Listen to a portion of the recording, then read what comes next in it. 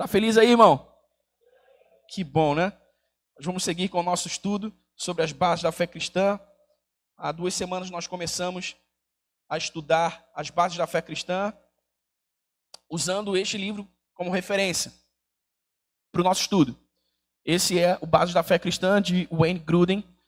20 fundamentos que todo cristão precisa entender. Esse é um livro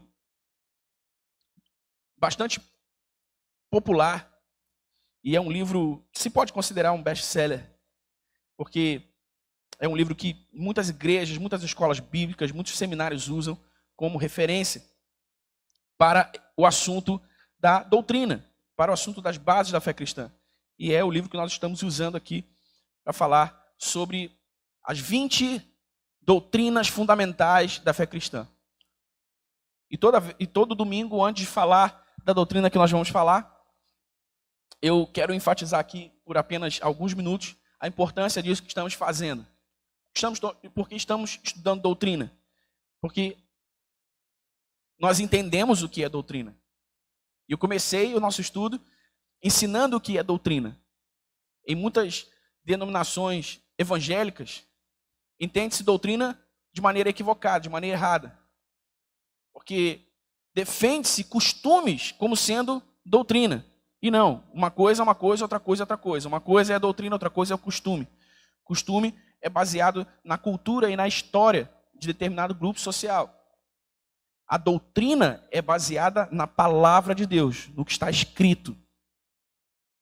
Em muitos lugares, defende-se costumes em nome da doutrina de maneira equivocada, porque aqueles costumes não estão registrados, não estão escritos como uma doutrina que deve ser observada pelo povo de Deus. E o erro é exatamente esse. Então, o que nós estamos fazendo aqui é estabelecer quais são os fundamentos nos quais nós vamos edificar a nossa vida cristã. Quais são os fundamentos nos quais nós vamos edificar o nosso relacionamento com Deus, o nosso relacionamento com a igreja de Jesus. E essas doutrinas que nós estamos estudando aqui, elas são fundamentais, por isso eu digo que estão no fundamento, e é o fundamento sobre o qual nós vamos construir, porque são as doutrinas essenciais para o crescimento espiritual e a maturidade cristã. Então nós estamos fazendo isso porque entendemos o que é doutrina, estamos fazendo isso também porque entendemos a importância da doutrina. Por que é importante fazermos isso? Porque a doutrina é o que sustenta uma igreja. Uma igreja sem doutrina é uma bagunça. Uma igreja sem doutrina pode fazer o que quiser a partir da sua liderança, porque, entre muitas aspas, não há um regulamento, não há uma diretriz, não há um parâmetro. E esse não é o nosso caso. A igreja de Jesus não deve ser uma bagunça, exatamente porque existe esse regulamento, exatamente porque existe essa referência, existe esse padrão, existe esse parâmetro. Isso é a palavra de Deus. Uma igreja deve existir nos parâmetros da palavra de Deus. Uma igreja deve existir sustentada pela doutrina que nos ensina a palavra de Deus, para que seja conforme a sua vontade e para que prospere de acordo com a sua vontade. Você entende isso, irmão? Amém? Então nós entendemos a importância da doutrina para o esclarecimento da igreja, de maneira generalizada. Entendemos a importância da doutrina para o fortalecimento da igreja. Entendemos a importância da doutrina para a perseverança da igreja. Então nós entendemos, nós cremos e nós perseveramos. Amém, irmãos? Perseveramos. Por quê? Porque sabemos que o Senhor é fiel à sua palavra. Como disse Deus ao profeta Jeremias, eu velo pela minha palavra para cumpri-la. Então, o Deus da palavra compromete-se em fazer cumprir tudo o que diz. Então, nós perseveramos por isso, porque sabemos que Ele cumprirá a sua palavra. Então, nós estamos estudando essas 20 bases da fé cristã agora, por uma direção de Deus mesmo, e estamos fazendo isso em conjunto com o Ministério de Adolescentes, o Ministério de Jovens. Eles estão lá em cima estudando o mesmo livro, uma abordagem específica para eles, obviamente, por causa do contexto. E nós estamos juntos aqui, estudando como igreja, de maneira unificada, o mesmo assunto. O que é muito bom para o fortalecimento da igreja para o fortalecimento da igreja em unidade e para que a gente cresça juntos. Amém? Tá ok? Isso está claro para vocês, irmãos? O que é doutrina, qual é a importância da doutrina e por que estamos fazendo isso. E aí sim nós começamos a falar sobre as doutrinas essenciais da fé cristã a partir da palavra. Então estudamos a doutrina da Bíblia. Obviamente que nós não temos tempo para esgotar todo esse assunto, porque veja, são 20 bases, nós vamos levar aqui já algum tempo falando sobre isso. Então, não há tempo hábil para esgotarmos todos os assuntos, por isso que eu recomendei que todos vocês comprassem mesmo o livro e lessem o livro para um melhor entendimento e para que pudessem se aprofundar nas doutrinas que nós estamos estudando aqui. Infelizmente, nós não conseguimos trazer mais desses livros para a nossa livraria ainda, estamos batalhando para ver se conseguimos com outra editora, com outro fornecedor. Mas é importante que você adquira esse livro e leia esse livro, porque ele vai complementar o que nós vamos conversar aqui. Ok? E aí nós começamos falando sobre a doutrina da palavra e em seguida começamos a falar sobre a doutrina de Deus, ao que Deus se assemelha. E aí começamos a elencar os atributos de Deus, o que a teologia considera como sendo os atributos, as qualidades de Deus que o caracterizam como Deus. E nós falamos sobre muitas delas e paramos, exatamente porque são muitas, nós paramos na onisciência de Deus. Falamos sobre a onisciência de Deus, tendo falado já sobre algumas outras, e nós vamos seguir daqui. Deus é onisciente, Ele sabe todas as coisas, conforme nós lemos em alguns versículos bíblicos, que são chaves para entendermos isso. Aliás, deixa eu só fazer uma volta aqui, a definição de doutrina, né? Eu falei que doutrina é o que está escrito, mas enfim, de maneira mais bem definida, a doutrina é o que a Bíblia nos ensina como um todo sobre determinado assunto. Certo? Isso é extremamente importante saber. O que a Bíblia nos ensina como um todo sobre determinado assunto. Por que é importante saber isso, irmão? Porque há um perigo muito grande e muita gente faz isso.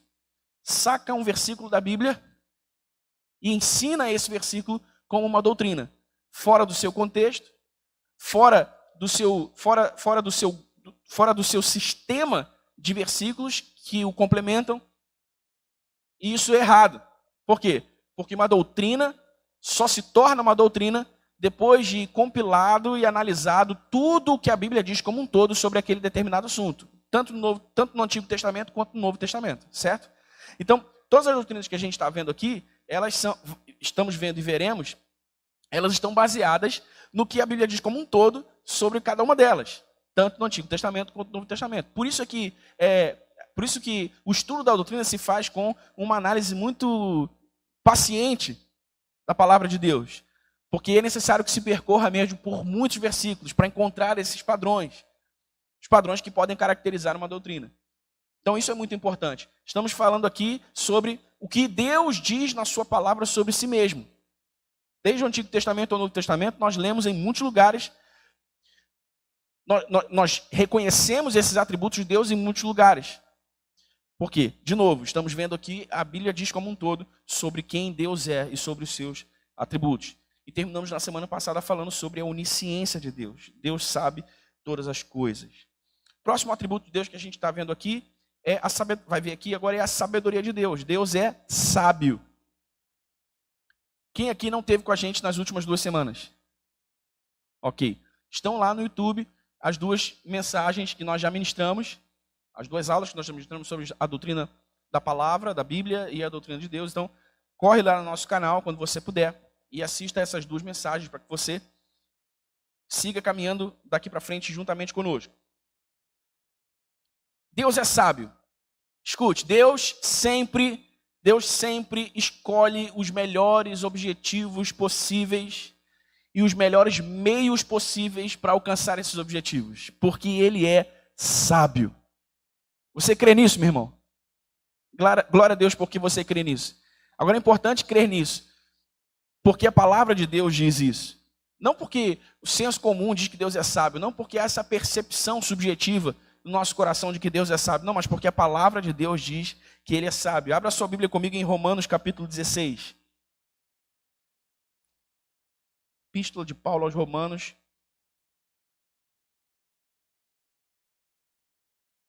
Capítulo 16.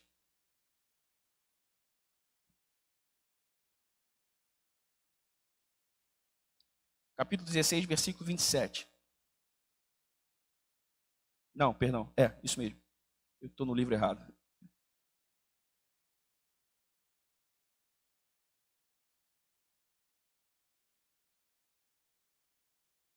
Paulo diz em Romanos 16, 27, sim, ao único Deus sábio.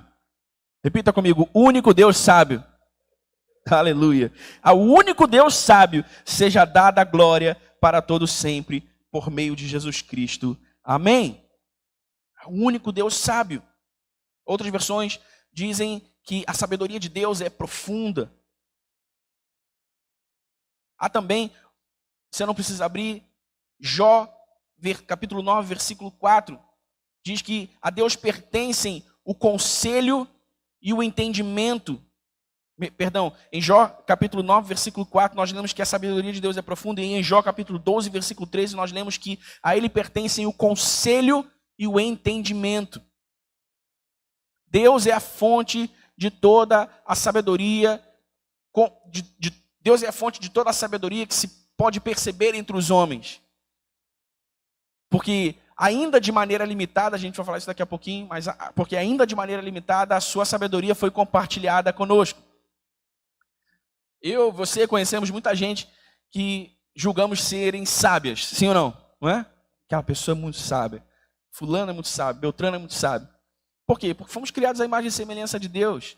E os atributos transferíveis de Deus são aqueles que se podem perceber ao longo do crescimento, do desenvolvimento de todo ser humano. Seja ele cristão ou não. Há os atributos intransferíveis de Deus, que são só de Deus e de mais ninguém, e os transferíveis, que são manifestos entre os homens, porque Deus deu-lhes como um presente, como um dom. Mas o fato é que Deus é a fonte de toda a sabedoria. Porque Ele, como disse o Paulo, é o único Deus sábio. Salmo 104, versículo 24. Abre aí.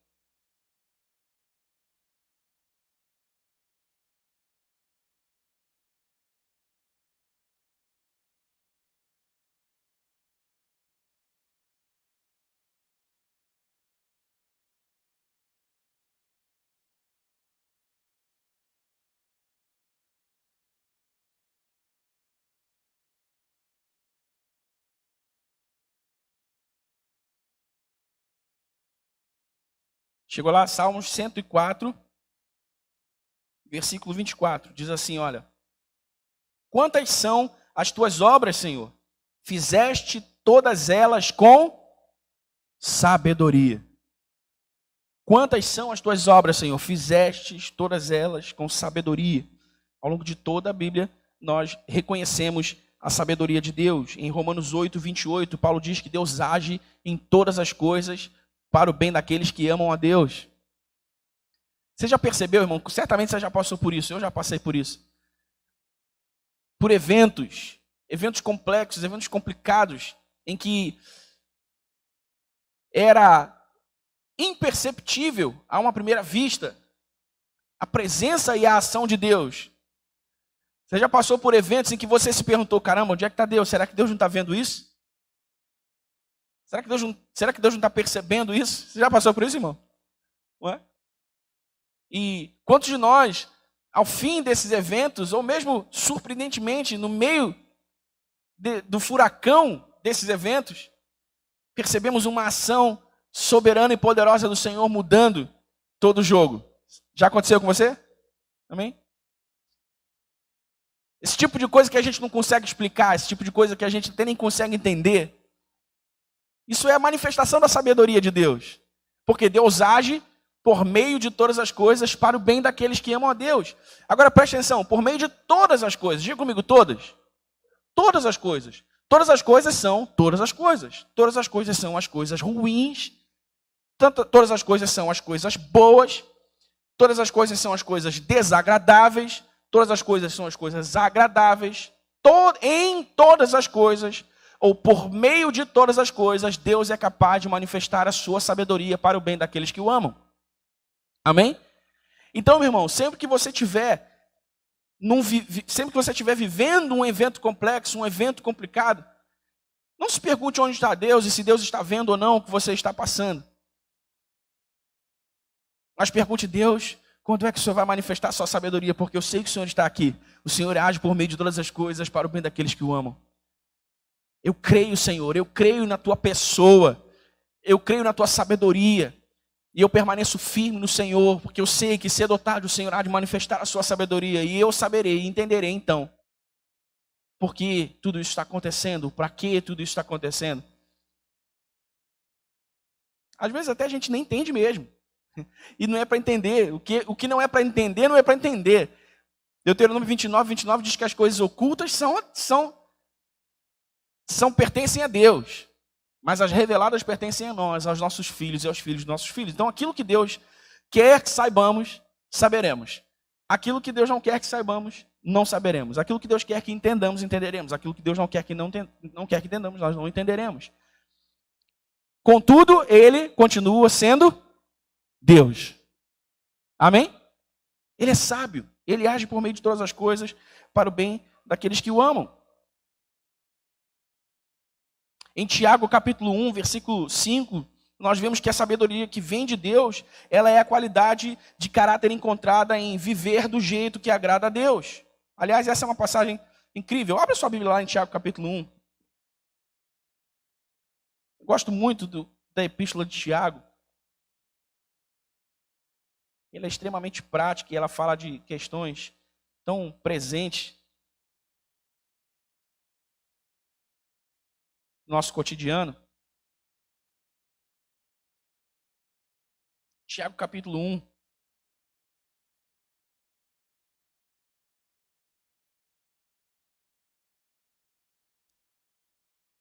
Versículo 5. Se algum de vocês tem falta de sabedoria, peça a Deus, que a todos dá livremente, de boa vontade.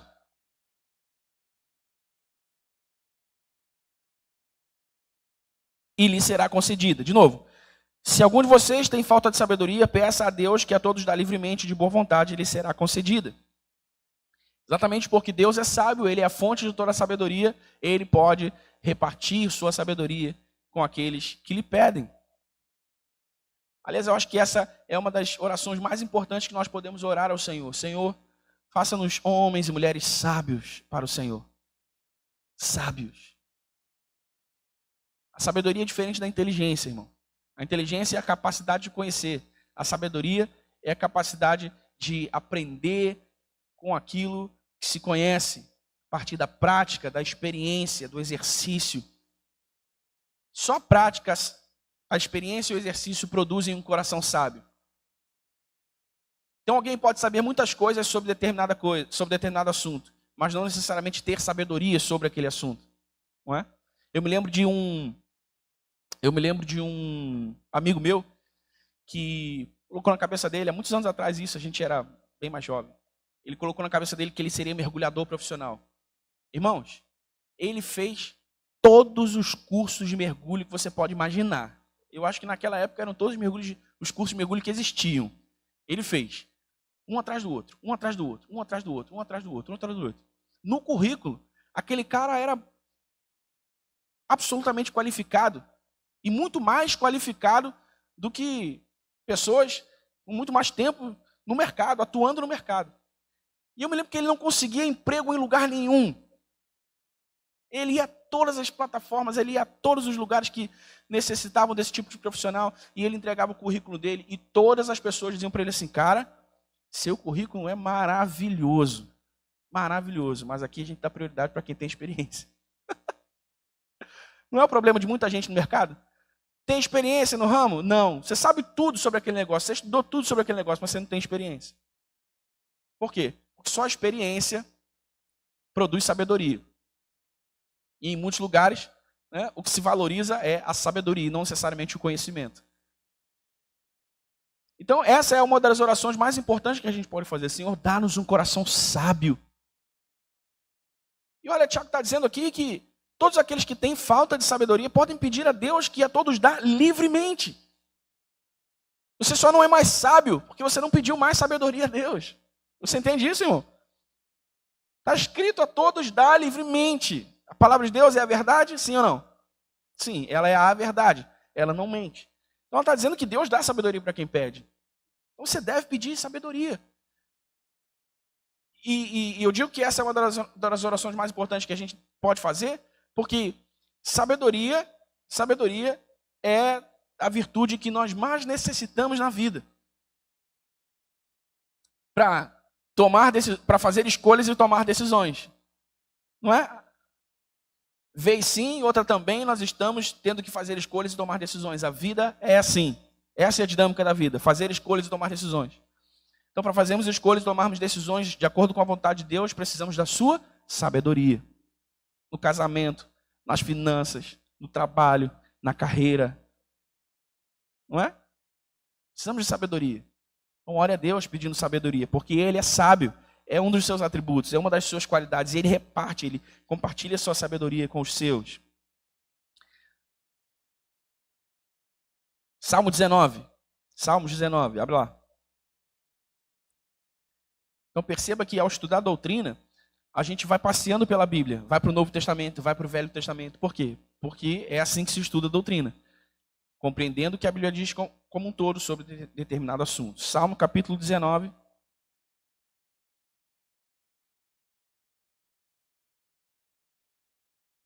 Versículo 7.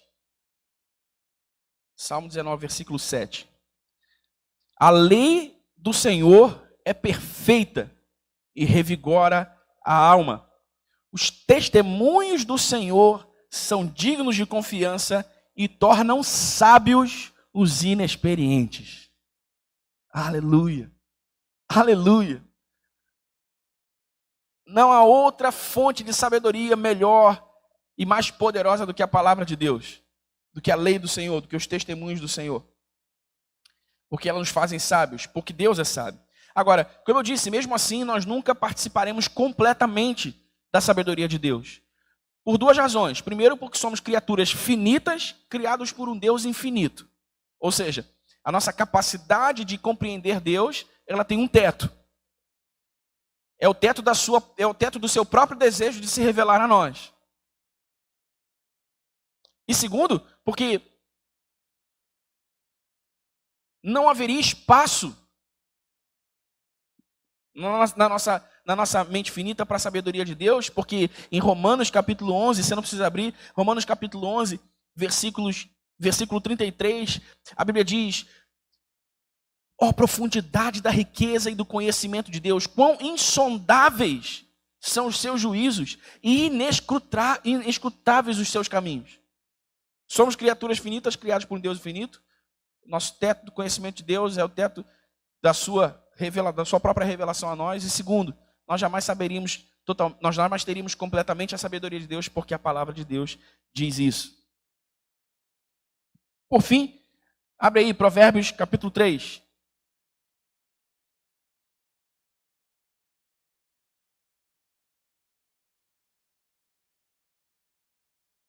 Provérbios capítulo 3, versículo 5. Por que eu quero ler esse versículo aqui, irmãos? Exatamente porque nós não vamos participar completamente da sabedoria de Deus, haverão momentos na nossa vida em que Ele vai nos permitir entender as razões por que coisas acontecem. Em outros momentos, Ele não vai permitir entendermos as razões por que coisas acontecem. Você já passou por isso, irmão? Você perguntou tanto a Deus o motivo por que alguma coisa aconteceu, a resposta não veio, depois de tanto tempo você desistiu de perguntar? É porque não era para você saber mesmo, não. De novo, a gente sempre evoca Deuteronômio 29, 29. As coisas ocultas são para o Senhor, as reveladas são para nós. Aquilo que o Senhor quiser aquilo que o Senhor quiser que você saiba, você vai saber. Aquilo que o Senhor não quiser que você saiba, você não vai saber. Você quer ver uma coisa, irmão? Na minha mente finita, limitada, eu jamais poderia encontrar um motivo justo para que o nosso segundo filho não tivesse nascido, por exemplo. Na verdade, era um casal, né? O Bernardo não nasceu. Qual mente humana limitada pode compreender o motivo justo? Ah, Deus fez isso por essa razão. Ah, Deus fez isso para aquilo outro. Você consegue entender isso? Não há nenhum motivo justo. Então, qual foi, depois de alguns dias, a minha oração? Depois que aconteceu, depois de alguns dias, eu falei assim, Senhor, Tu és Deus e eu não. Tu és Deus e eu não. A minha filha está aqui, a minha esposa está aqui, a vida vai seguir, e eu não vou entender mesmo por que isso aconteceu. E ponto, você segue o jogo. Porque se você ficar se martirizando e se autopunindo e, sabe, sofrendo para tentar descobrir a resposta de uma pergunta que você não vai descobrir, isso vai te roubar a saúde, vai te roubar a alegria, você vai ficar ansioso, você vai ficar perturbado. E aí o que a gente faz? Por isso que eu vou ler Provérbios 3, 5. Por que a gente faz nesses casos? Apenas confia. Confie e segue em frente. Você é capaz de confiar no Senhor e seguir em frente, irmão? Confia e segue em frente. Por quê? Porque Ele é um Deus sábio. Eu não sou, mas Ele é. E a gente confia e segue em frente. Aí olha o que Salomão diz em Provérbios 3,5. Confie no Senhor de todo o seu coração e não se apoie em seu próprio entendimento. Confie no Senhor de todo o seu coração e não se apoie em seu próprio entendimento. Olha só que interessante. Paulo vai dizer lá em Filipenses capítulo 4, versículo 6, se eu não me engano, que a paz de Deus, ela tem um tipo, ela é de uma qualidade. E Paulo diz que a paz de Deus, ela excede todo entendimento. Olha só, então vamos lá. Paulo diz que a paz de Deus excede todo entendimento. Ou seja, nenhum ser humano, por mais inteligente que seja, seria capaz de racionalizar a paz que Deus reparte com os seus filhos, com aqueles que o amam. Certo? Aí Paulo diz assim, olha, não andeis ansiosos por coisa alguma, antes sejam conhecidos diante de Deus as vossas petições, pela oração, súplicas e ação de graças, e a paz de Deus, que excede todo entendimento, guardará as vossas mentes e corações em Cristo Jesus. Então, uma das maneiras, não é a única maneira, mas uma das maneiras que nós, um dos meios que nós temos de protegermos o nosso coração contra o medo, contra a ansiedade, contra a desesperança, contra a depressão, um dos meios, de novo, não é o único, mas um dos meios, é abrindo mão de entender todas as coisas. Por quê? Porque a paz de Deus que guarda o meu coração, ela excede todo entendimento. Então, há situações na vida em que, enquanto eu não abrir mão de entender todas as coisas, eu não serei capaz de experimentar a paz de Deus que excede todo entendimento. E aí eu fico sofrendo nesse looping de tentar ter a resposta e não conseguir ter a resposta. De tentar entender o porquê e não conseguir entender o porquê. De tentar achar uma razão justa e não conseguir achar uma razão justa. Faz sentido? Eu fico nesse looping e fico perdendo saúde, fico perdendo energia emocional, energia mental. Por quê? Porque a paz de Deus excede todo entendimento. Então eu falo assim, eu não faço questão de entender. Eu não faço questão de entender, Senhor. Eu não vou conseguir mesmo. Enche meu coração com a tua paz, Senhor. Eu confio no Senhor de todo o meu coração e não me apoio no meu próprio entendimento. Enche meu coração com a tua paz, Senhor, em nome de Jesus. Irmão, essa oração Deus responde. Deus responde. Amém? Então Deus é onisciente, Deus é sábio e nós confiamos na sabedoria de Deus. Amém? Esse é um dos atributos de Deus, a sua sabedoria. Outro atributo de Deus é que Deus é verdadeiro. Deus é verdadeiro. Abre a sua Bíblia em Jeremias capítulo 10. Você nunca vai folhear tanto a Bíblia nessa igreja como nessas próximas semanas, irmãos. Porque esse é o estudo da doutrina. É o passeio pela Bíblia para entender o que ela diz como um todo sobre determinado assunto. Jeremias capítulo 10, versículo 10.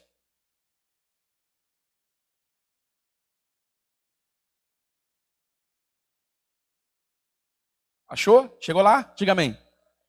Olha só que versículo poderoso. Mas o Senhor é o Deus verdadeiro. Ele é o Deus vivo, o Rei eterno. Quando ele se ira, a terra treme. As nações não podem suportar o seu furor. Presta atenção aqui, irmãos, numa análise fria aqui do nosso idioma mesmo, português. Olha só, a Bíblia usa aqui, a tradução da Bíblia para o português usa o artigo definido, o Deus verdadeiro. O Senhor é o Deus verdadeiro. Ele não é um Deus verdadeiro. Não existem outros deuses verdadeiros. Só o Senhor é o Deus verdadeiro. Você entende isso, irmão?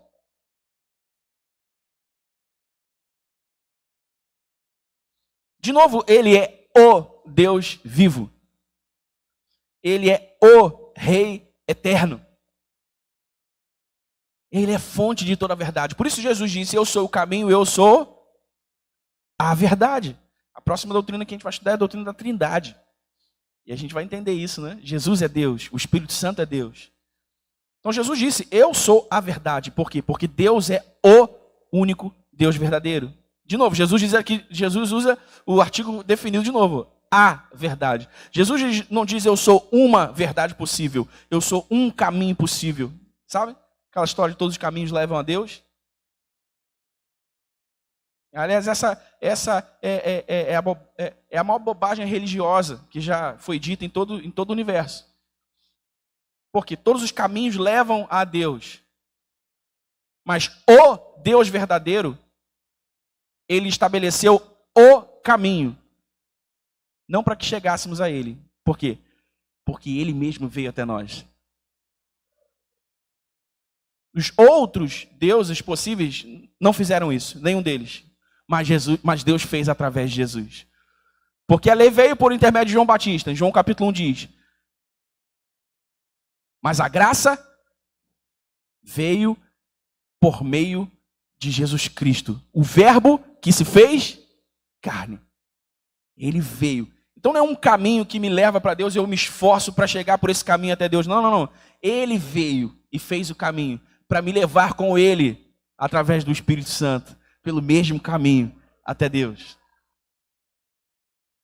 Então ele é o Deus verdadeiro. Jeremias 9 nós vemos aqui. Por isso, irmãos, nós podemos contar com o Senhor, por ele ser sempre fiel às suas promessas, à sua palavra. Deus não mente. Amém? Deus não mente.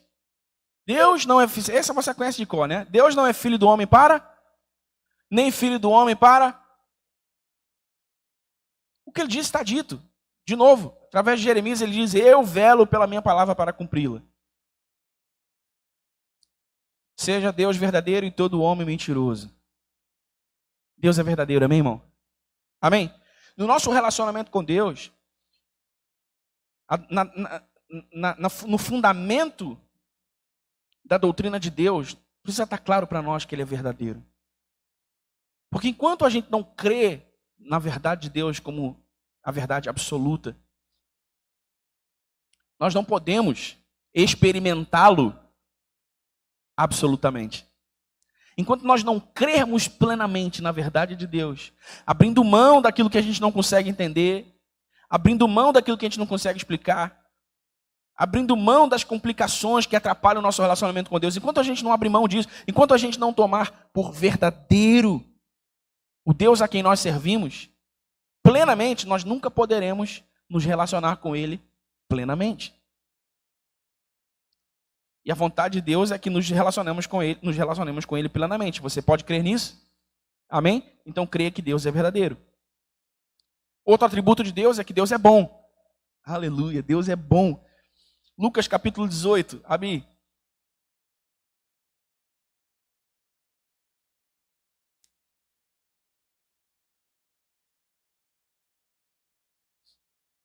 Lucas capítulo 18, versículo 19. Beto, faz o favor de pedir lá para mim na portaria água, por gentileza.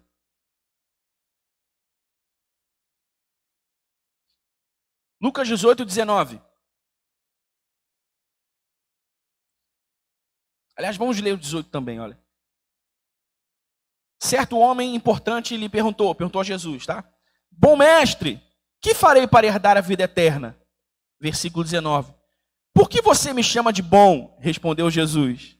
Não há ninguém que seja bom a não ser somente Deus. Deus é bom. Deus é bom. Deus é bom.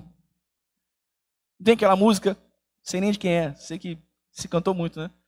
Se Deus fizer, Ele é Deus. Se não fizer, Ele é Deus. Se tudo der certo, Ele é Deus. E se não der, continua sendo Deus. Se a doença vier, Ele é Deus. Se curado eu for, Ele é Deus. Se tudo der certo, Ele é Deus. Mas se não der, continua sendo Deus. Deus é bom de todo jeito, irmão. A gente é que é limitado para entender a bondade de Deus. Então a gente acha que se alguma coisa ruim acontece, não, então Deus não é bom, Deus não está nesse negócio. Você entende? Porque se Deus é bom, por que existe o mal? Por que existe o pecado? Por que tal coisa aconteceu, irmão? Desde o pecado a terra foi amaldiçoada. E o homem perdeu a comunhão com Deus. Desde o pecado, é a natureza pecaminosa do homem quem governa a sua vida. Desde o pecado, os demônios, Satanás estão agindo nesse mundo. Como é que você pode atribuir a Deus uma maldade, uma ruindade dessa, seja ela qual for? Por quê? Porque Deus é bom, meu irmão. Aliás, olha só, bastaria esse único versículo. Por quê? Porque são palavras de Jesus. Se eu não lesse mais versículo nenhum, já estava ótimo. Jesus disse, somente Deus é bom. Eu não precisaria de mais versículo nenhum. Mas existem outros. Existem outros.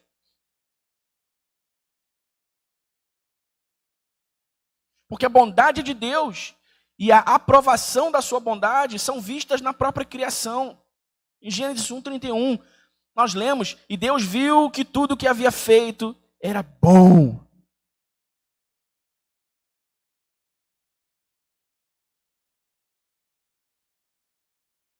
E de novo, a mesma coisa com relação à sabedoria, é também com relação à bondade de Deus. Porque Deus é o único Deus sábio, Ele é a fonte de toda a sabedoria. E porque Deus é o único Deus bom, Ele é a fonte de toda a bondade. Tiago 1:7. Volta lá para Tiago. De novo.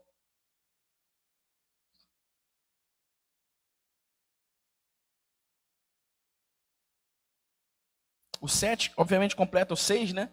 Ele diz assim, olha, peça, porém, confessa sem duvidar, pois aquele que duvida é semelhante à onda do mar, levado e agitado pelo vento. Aí no 7 ele diz assim, olha, não pense tal homem, que tal homem é esse? Aquele que duvida o tempo todo. Então, não pense tal homem que receberá coisa alguma do Senhor.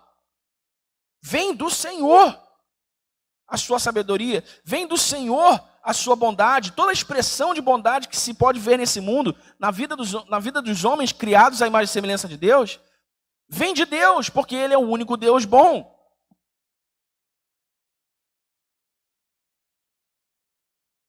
Aí no mesmo livro de Tiago, veja o versículo 17.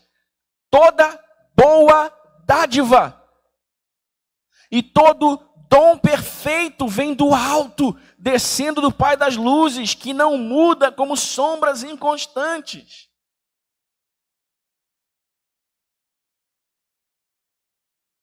Irmãos, quando nós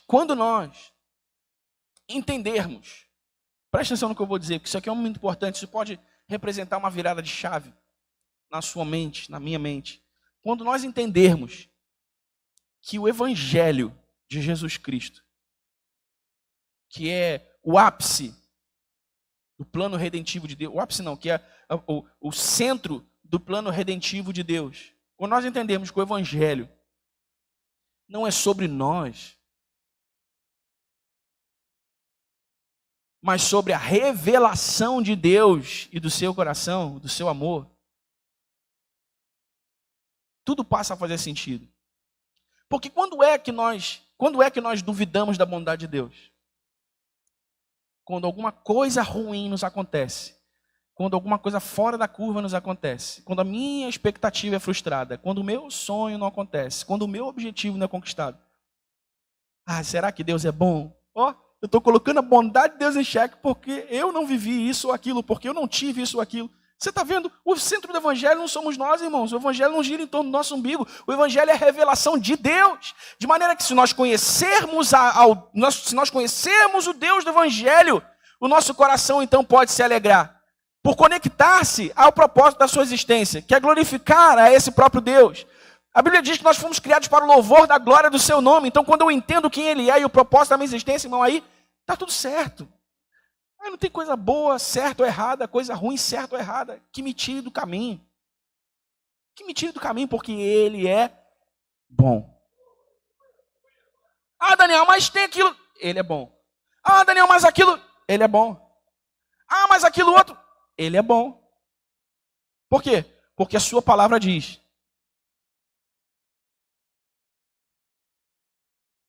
Amém? Mesmo que na minha percepção limitada de Deus, eu não entenda a sua bondade. E não entenda que Ele trabalha por meio de todas as coisas para o bem daqueles que o amam. Mesmo que eu não entenda, Ele é bom. Amém, irmão? Salmos 84.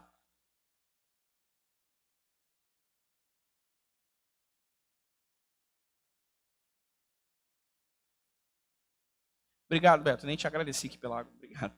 Salmos 84.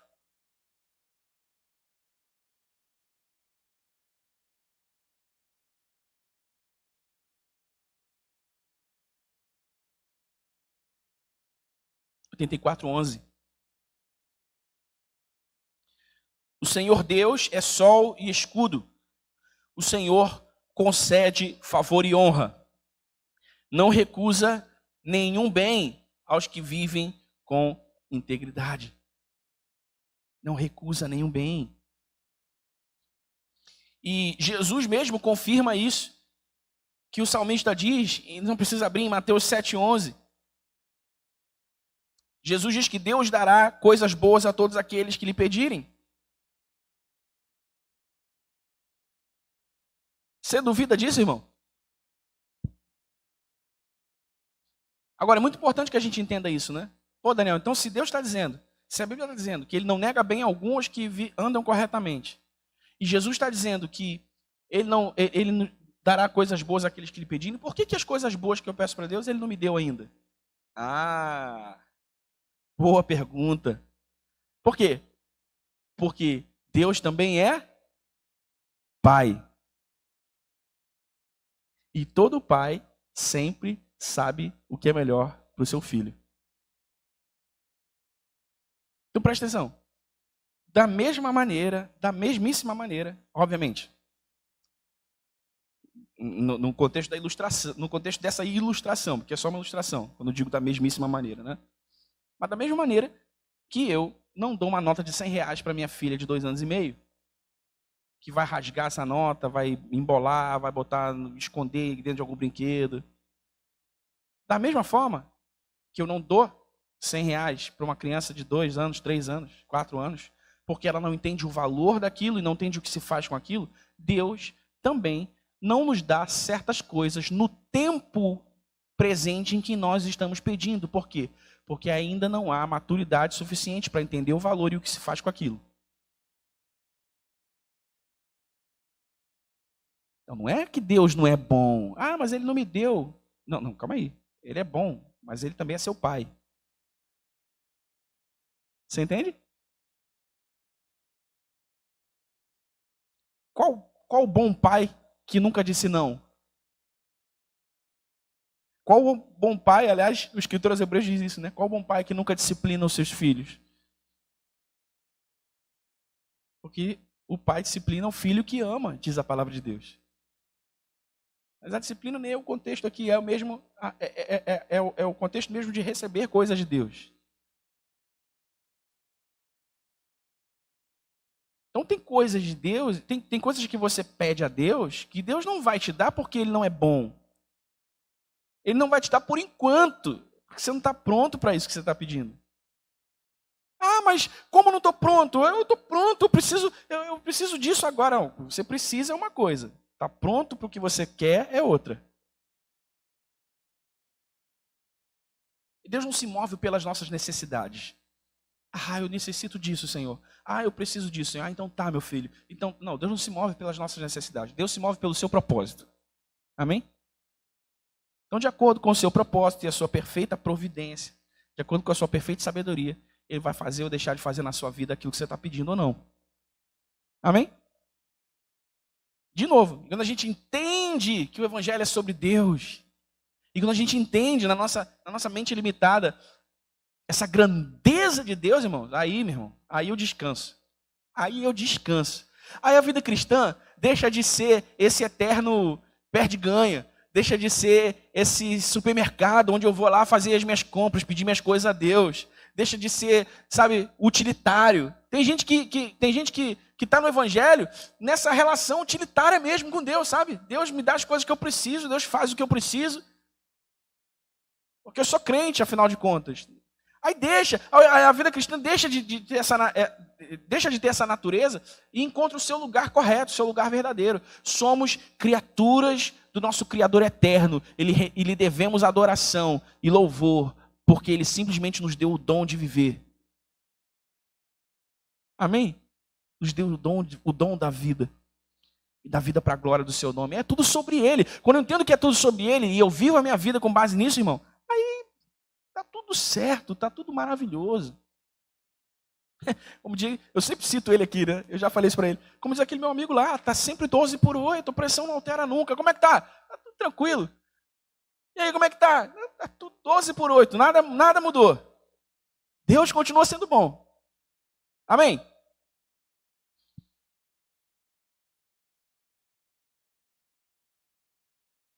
E não só isso, irmãos, não só isso. Para a gente pular aqui para outro atributo de Deus. Os que recebem a bondade de Deus, todos nós que recebemos a bondade de Deus, por meio da sua misericórdia, da sua graça, somos chamados por Deus para demonstrar essa bondade aos outros. Amém?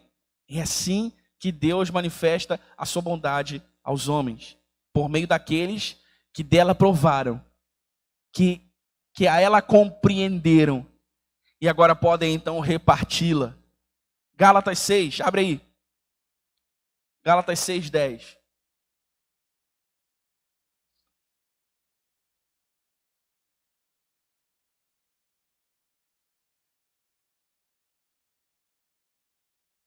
Gálatas 6:10 diz assim: portanto, enquanto temos oportunidade, façamos o bem a todos, especialmente aos da família da fé. Você é chamado a fazer o bem, você é chamado a ser bom. Por quê? Porque você foi feito à imagem e semelhança de Deus. A sua bondade foi repartida a você. Você pode ser bom.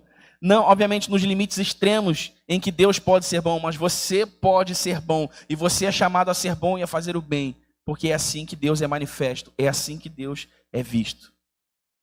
Amém? Então, quando a gente fala assim, olha, viva uma vida para a glória de Deus. Viva uma vida para o louvor do nome de Jesus. Nós dizemos também, olha, viva uma vida para fazer o bem, para ser bom. Porque isso glorifica a Deus, porque isso revela Jesus. Amém? E a bondade, irmãos, em termos práticos, a bondade é como um músculo. Quanto mais você exercita esse músculo, mais ele cresce. Mais ele fica fortalecido. Não é? Ah, eu não tenho lá o hábito de praticar atos de bondade. Comece. Apenas comece com um pequeno ato de bondade diário. E você vai fortalecendo esse músculo. E você vai fortalecendo esse músculo. Vai ver o dia em que seu músculo vai estar mais forte do que estava quando você começou a praticar atos de bondade. E você vai praticar mais de um ato de bondade por dia. mais pessoas vão ser alvo da bondade de Deus através de você por dia. E isso vai crescendo, isso vai crescendo, isso vai crescendo, até que a bondade seja parte do seu estilo de vida. Fulano é bom, por quê? Porque ele vive praticando bem. Amém? Não se esqueça, somos chamados a fazer isso, praticar o bem e sermos bons, porque Deus é bom. Amém? A Bíblia também diz que Deus é amor. Outro atributo de Deus, Deus é amor. Nós lemos isso claramente nessa expressão, Deus é amor. E isso está lá em 1 João capítulo 4, versículo 8.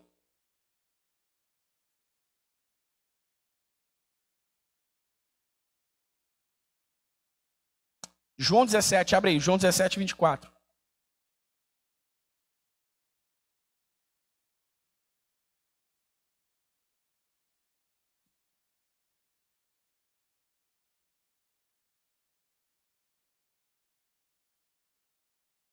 Deus é amor. João 17, 24. Na oração sacerdotal de Jesus, ele disse assim, olha, Pai, quero que os que me deste estejam comigo onde eu estou e vejam a minha glória, a glória que me deste, porque me amaste antes da criação do mundo. Deus não só é amor, como o seu amor também é eterno. Amém? Não tem começo, não tem meio, não tem fim. E esse amor eterno encontra a sua expressão na graça de Deus manifestada aos seus filhos. Lá em 1, você não precisa abrir, 1 João capítulo 4, 10, nós lemos, nisto consiste o amor, não em que nós tenhamos amado a Deus, mas que Ele nos amou primeiro e enviou o seu Filho como propiciação pelos nossos pecados.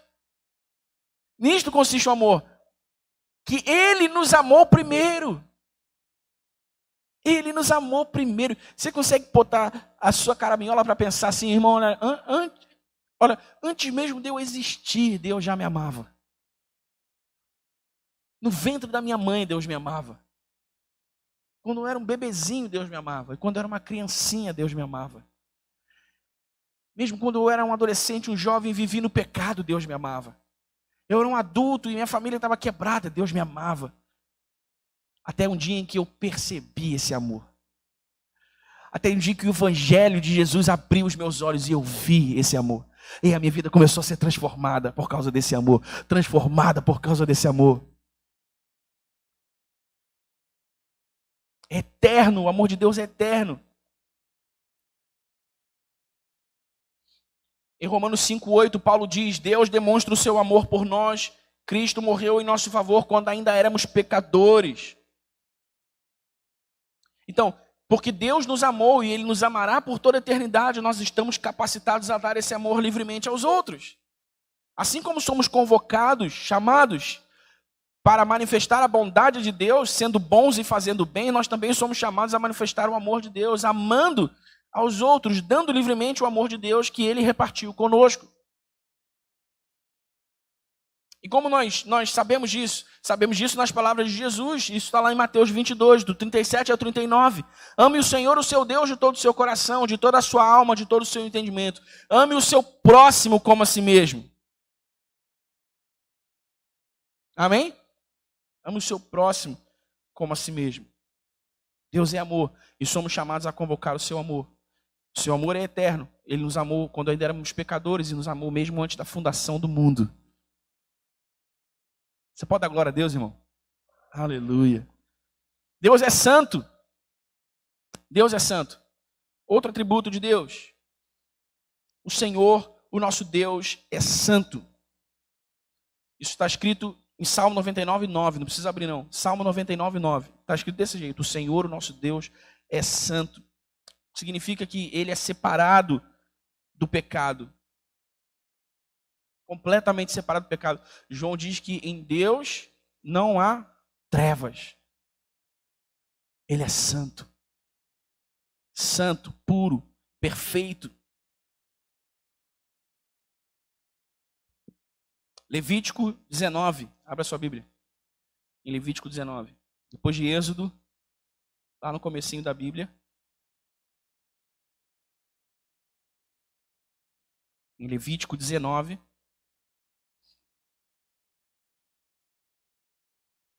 O que é interessante é que os atributos de Deus que são repartidos conosco são as expressões são as expressões do seu ser que ele quer revelar ao mundo por nosso intermédio, através de nós. Então veja só o que diz Levítico 19, versículo 2. Diga o seguinte a toda a comunidade de Israel: sejam santos, porque eu, o Senhor, o Deus de vocês, sou santo. Sejam santos, sejam santos. Sabe, irmãos, nós precisamos viver com esse senso de dever. O dever de honrarmos o Senhor, nos mantendo livres e afastados de toda forma de pecado. Porque a sua palavra nos chama a uma vida de santidade e de pureza. João diz que aquele que nasceu de Deus não vive pecando, porque a sua natureza foi trocada, ele recebeu a semente incorruptível de Deus. Ele é santo, ele é separado de Deus, ele é santo e separado para Deus. Mas ainda há a ordem, ainda há o comando: sejam santos, porque eu, o vosso Deus, sou santo. Então há mesmo, irmãos, essa medida de dever que vem desse senso, que deve nos dirigir a uma vida cuidadosa com o que nós pensamos, com o que nós falamos, com o que nós sentimos, com o que nós fazemos, com a mensagem que estamos emitindo, com o nosso modo de viver.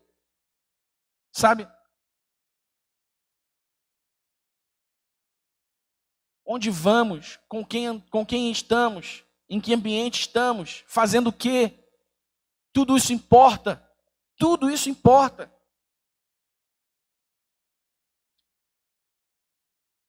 Dia sim, outro não, eu abro uma caixinha de perguntas lá no meu Instagram e as pessoas perguntam coisas, né? Uma pessoa perguntou assim: posso ir no pagode da família, na festa de família? Eu falei, cara, deve, é a sua família. Você tem que ir. O que você não pode é comprometer o testemunho de Jesus no pagode. O que você não pode é comprometer o testemunho do evangelho no pagode. Pode ser pagode, podia ser funk, o que fosse, é a sua família. Você tem que amar e servir os seus, mas nesse ambiente você não pode comprometer o testemunho de Jesus. Seja santo, porque o vosso Deus é santo. Amém, irmão? Então, pensar na santidade de Deus deve nos levar a essa análise, deve nos levar a essa autorreflexão. Onde na minha vida preciso ser mais santificado? Na mente? Curiosamente, na mesma sequência de perguntas, me perguntaram lá, como vencer os pecados na mente? Eu respondi de pronto, encharcando a sua mente com a palavra. Irmãos, isso já aconteceu comigo. Houve um tempo da minha vida em que eu sentia assim que pensamentos maus me afligiam o tempo todo. Eu falei assim, cara, tá estranho isso, não tá certo. E eu me lembrei de Romanos 12, 2. Não vos conformeis com este mundo, mas transformai-vos pela renovação do vosso entendimento, para que vocês sejam capazes de entender qual seja a boa, perfeita e agradável vontade de Deus. Então eu pensei, bom, para entender e andar na vontade de Deus, eu preciso renovar a mente. Para renovar a mente, eu preciso botar o pensamento velho para fora e colocar um novo para dentro. Como é que eu faço isso? Meditando na palavra. E naquela temporada eu comecei a meditar na palavra como nunca na minha vida, irmãos. Não demorou muito. Os pensamentos maus foram embora, desapareceram. Não me assolaram mais. Porque você renova a mente, você encharca a mente com a palavra. Sabe, alguém que assassina, alguém comete um pecado. Mas alguém que pensa estar fazendo amor com alguém que não é o seu cônjuge também comete pecado. A diferença é que o pecado do assassinato se vê e apaga para isso. Vai preso. Mas ninguém vê você pensando em outra mulher. Ninguém vê você pensando em outro homem. Mas você entende que tão pecador quem assassina é quem adultera na mente? Você entende que, embora as consequências sejam dadas em graus diferentes, para Deus é pecado e do mesmo jeito? Porque qualquer pecado é suficiente para nos lançar no inferno se não houver arrependimento. Mas em termos de galardão, de recompensa na eternidade, a gradação de pecados. Sabe? Porque Deus é justo. Então, irmãos, se esforce para ser santo. Há uma categoria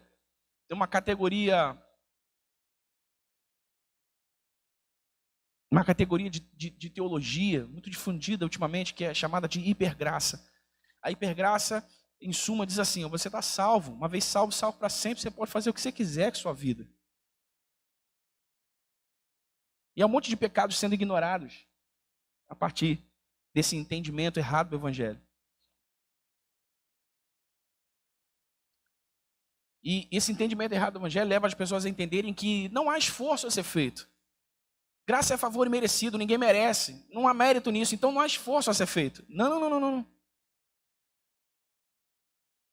Há esforço a ser feito, por quê? Porque a graça foi manifesta em Jesus ter nos comprado. Logo, se eu fui comprado, não pertenço a mim mesmo. Se não pertenço a mim mesmo, as vontades e o propósito de quem me comprou são maiores e mais importantes do que as minhas próprias vontades. E viver como Ele quer que eu vivo deve ser o meu objetivo de vida. Amém? Então, você precisa fazer o que você deve fazer. E você precisa se esforçar para ser santo. Você precisa se esforçar para ser santo. Como é que o cara vence um pecado na mente se não lê a Bíblia? Como é que uma mulher vence um pecado na mente se não lê a Bíblia? Como é que alguém vence os pecados sexuais que se desenrolam na mente se ao invés de ler a Bíblia está enfiado na pornografia? Como é que vence? Não vence. Não vence. Aí a vida cristã é essa porcaria. A vida cristã é essa que não vira nunca. Por quê? Porque está centrado em nós. Mas quando nós entendermos que o Evangelho é sobre a revelação de Deus e sobre como Deus quer que vivamos, isso é poderoso. Isso é poderoso porque isso alinha a nossa vida. Eu estou falando de coisas aqui, irmãos, que são das mais básicas que afetam a todos os seres humanos no mundo, inclusive os crentes. Então alguém pode ter entregue a vida a Jesus, está salvo, tá, mas pode se tornar um refém da pornografia? Pode. Está pecando? Tá. Se arrepender, ser liberto? Sim. Ah, mas ele foi salvo. Mas a santificação é um processo. O novo nascimento é um evento, mas a santificação é um processo. Amém? Agora precisa aparecer o fruto do Espírito. As obras da carne precisam ser vencidas pela manifestação do fruto do Espírito. O fruto do Espírito não se produz na força da vontade, mas na operação constante e contínua do Espírito Santo no interior do homem. De modo que ele agora é a evidência da salvação. Como eu sei que alguém está salvo? Porque sua vida está sendo transformada. Como eu sei se alguém não está salvo? Porque sua vida continua a mesma coisa. Então, sede santos. Sede santos. A santificação é um trabalho feito em parceria. Ao mesmo tempo em que só Deus pode nos santificar, Ele também nos chama para esse processo, para trabalharmos com Ele. Porque isso envolve a nossa volição, isso envolve o nosso desejo, isso envolve a nossa atitude. Amém? Senão seríamos como bonecos na mão de Deus. Mas não somos como bonecos na mão de Deus. Somos seres humanos, dotados de capacidade de tomar decisões morais. E somos responsáveis por isso. E precisamos fazê-lo para a glória de Deus. Amém, igreja? Então, como é que Jesus vai manifestar sua bondade no mundo? Por meio de uma igreja santa. Como é que a igreja se torna santa? Esforçando-se pela santidade, enchendo a mente com a palavra e vivendo uma vida agradável ao Senhor, de acordo com a sua palavra. Amém? Amém, igreja?